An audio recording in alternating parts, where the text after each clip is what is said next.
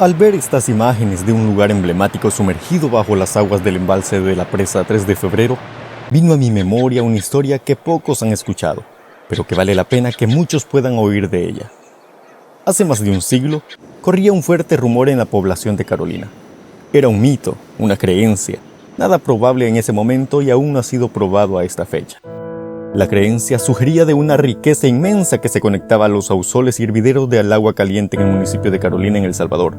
Una riqueza tan grande que cubría la mayor parte del territorio del pueblo. Mi abuelo Pablo Sorto y mi abuela Benedicta Lobo le contaba a mi mamá.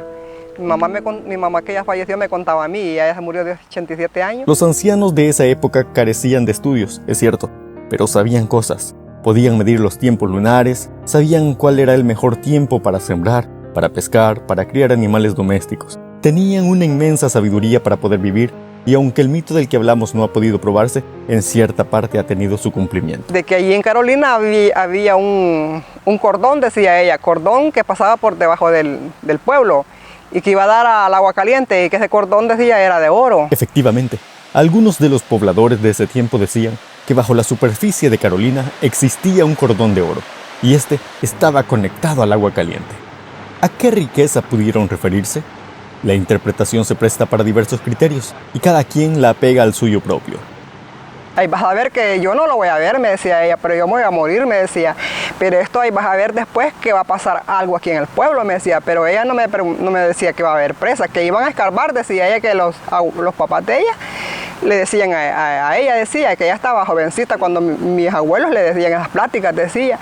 Entonces me decía, sentémonos, platiquemos, te voy a contar, me decía. Y yo no le hacía caso y me decía, mira, esto va a pasar en el pueblo, me decía. Pero se lo contaban los papás de ella, mis abuelos, pues. Pero hay una parte de la creencia que posiblemente se haya cumplido.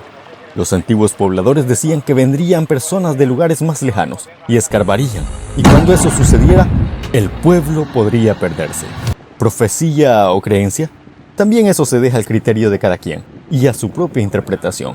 Iba a llegar a escarbar, decía ella, y que iban a encontrar oro, decía ella, no decía que iban a hacer presa. Pero hicieron presa, pero no han encontrado oro. Yo no sé si van a encontrar oro algún día, pues los viejitos de antes así decían.